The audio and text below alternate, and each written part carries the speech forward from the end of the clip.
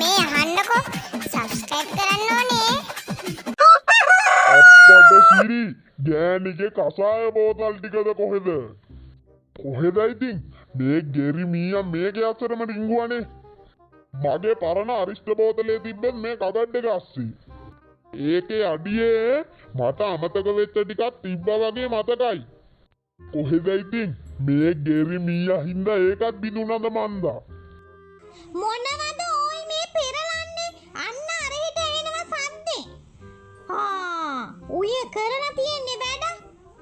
මගේ බෙහෙත් බෝතල් ටික දෙයනේ මේ කොන්දේ අමාරුවට කීයක් දීනද මං මේ බෙහෙත් බෝතල් ටික ගෙනාවේ. නෝනේ මේ මටත් මේ තුනට අමාරුව හින්දා තෙල් ටිකක් ගා ගන්න හැදුවේ.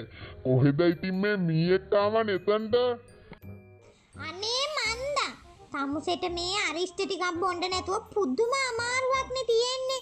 ඕකාසේ රිංගගෙන හොයන්න ඇති පරණ බෝතල් තියෙනවද කියලා. මං ඔය පරණ බෝතල් ටික සේරම අර බෝතල් කාරයට දුන්නා. මේ යෝදිත් කරලා තියෙන වැඩක්. ගේ අමාරුවට මට ඔය පරණ වෙච්ච එකක් වුණත් අවුලක් නෑ. කොහෙද ඉතින් කෑවනේ ඒකත්. බුදු අම්මේ ඉතින් මේ අරිෂ්ඨ ටිකක් ඇඟට වැටුන්නේ නැත්තම් එක වැඩක්වත් කරන්න හිතෙන්නේ නෑනේ අම්මපා. යන්න ඕනේ සේතන්ලයි ගෙවල් පැත්තේ. මිනිහා ළඟ කැලේ අරිෂ්ඨයක්වත් ඇති. මිනිහා ඉතින් කොහොමත් අරිෂ්ඨවල බැහැලමනේ ඉන්නේ. නෝනේ මම පොඩ්ඩක් හන්දිය පැත්තට ගිහින් එන්නම්. නෝනෙට මොනවා හරි ගේන්න තියනවද? නෑ මට ගේන්න ඕනේම මං පුතාට කියලා ගෙන්න ගත්තා. තමුසේ යන දිබ්බාගෙක යනවා. කොහොමත් ඉතින් තමුසෙට ওই තුනටි අමාරුව හොඳ කරගන්න නම් එක්ක යන්න ඕනේ මාටින්ලයි ගෙදරට. නැත්තම් යන්න ඕනේ සේතන්ලයි ගෙදරට. ගිහින් ওই තුනටි අමාරුව හොඳ කරගෙන එනවකෝ. හාමිනේට මං එනකොට කඩල ගොට්ටක් අරන් එන්නම්කෝ. මට ඕනේ ඇති කඩල ගොට්ටක් නෑ. සිහිය පත තියාගෙන ගෙදර එනවකෝ. මොකාගෙන් බේරුණම් මේ ගෙවල් වල ඉන්න ගෑනුන්ගෙන් බේරන එකනේ අප්පා අමාරුව. හැම රෙද්දම මුන්ට කියලා යන්න ඕනේ. අපේ අවශ්‍යතා ඉටු කරගන්න කිසිම ඉඩක් නෑ මුන් එක්ක. කතකින් නොමෙද හිටියනම් ආරල් එකේ ඉන්න තිබ්බ අඩියක් මුඩියක් ගහගෙන.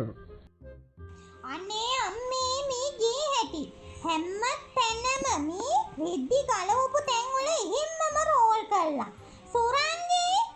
සුරංගී මෙන්න මේ ගේ පොඩ්ඩක් අස් කරලා දානවා ළමයෝ. නිවුස් ටික බලන්න ඕනේ. ගම් වතුර ගලලා හැම තැනටම පව් දෙයනේ මේ මිනිස්සු. සුරංගී මං කියන එක ඇහුණද? මොකක්ද අම්මේ? මම මේ පේෂල් එකක් දාගන්න හැදුවා විතරයි. ඒ මොකද්ද මං වේ පාර දාගන්න හදන්නේ? අයියෝ අම්මේ මොකක්වත් දාගන්න හදන්නේ. මම මේ පේෂල් එකක් දාන්න යන්නේ මූණට. මූණ ටිකක් පැහැපත් කරගන්න. බං උඹට ඔය උපතින්ම ඇවිල්ලා තියෙන පැහැට මොකක් වෙනවද? ඔය තියෙන පැහැ මැදේ බං. තවත් පැහැපත් වෙන්න හදන්නේ. නෑ අම්මේ තව ටිකක් සුදු වෙන්න ඕනේ. මොකද අර එහා පැත්තේ ගෙදර මේ මැටිරිඩගේ දුවගේ සුදු බලන්නකෝ. උඹටත් ඕනේ අර තම්බල පොතු ඇරලා ගත්ත ඉස්සෙක් වගේ වෙන්නද? මොනවද අම්මේ කෑ ගහන්න එපා. දැන් කාලේ හැම කිල්ලෙක්ම බලන්නේ අම්මේ සුදු වෙන්න. මොකද දැන් කාලේ ඉන්න කොල්ලෝ කැමති නෑලු අම්මේ කළු කෙල්ලන්ව කසාද බඳින්න. බං එහෙමත් එකක් තියනවද? මං ඕක දැනන් හිටියේ නෑනේ. නැත්තම් අම්මේ ඔය තරමට ක්‍රීම් විකුණන අය කෝටිපතියෝ වෙయ్యේ. උඹගේ ඔය සුද ඇති. හැම සුදු උනාට වැඩක් නෑ බං. ගෙදර වැඩක් පලක් කරන්න දන්නේ නැත්තම්. අම්මේ ඔන්න එහෙනම් මං උඩින් පල්ලෙන් ගේ පොඩ්ඩක් අතු ගාලා දාන්නම්. හැබැයි මං පේෂල් එක දාගත්තට පස්සේ මට කතා කරන්න එපා. මොකද ඒක ඇබ්සෝබ් වෙන්න ඕනේ හුඟක් වෙලා යනවා ඇබ්සෝබ් වෙන්න. ඒ හින්දා කතා කරන්න නම් එපා අම්මේ ඕන් කියලා තියෙන්නේ. යකෝ මේක මල මගුලක් වුණානේ. මුන්ට ගෙවල් දොරවල් වල පොඩි වැඩක්වත් කිව්වොත් කරව ගන්න බෑනේ අම්මපා. මම මේ ගෙදර වැඩ ටික ඉවර කරලා ආවේ මෙතෙන්ට මේ නිවුස් ටික පොඩ්ඩක් බලන්න. මට ඒක මන් නිදහසේ බලන්න විදියක් නෑනේ. ඇයි අම්මේ මටම මේ වාස් කරන්න කියන්නේ? බලන්නකෝ අර මල්ලි එහාට යනවා මෙහාට යනවා.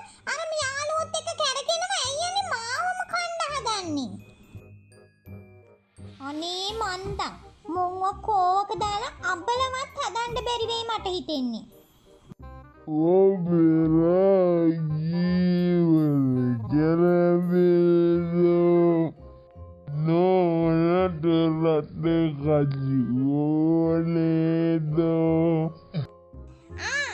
මට පේන්නේ අරිෂ්ටි බීලා නෙමෙයි. අරිෂ්ටි බාල්දියක බැහැලම ඇවිල්ලාද කොහෙද?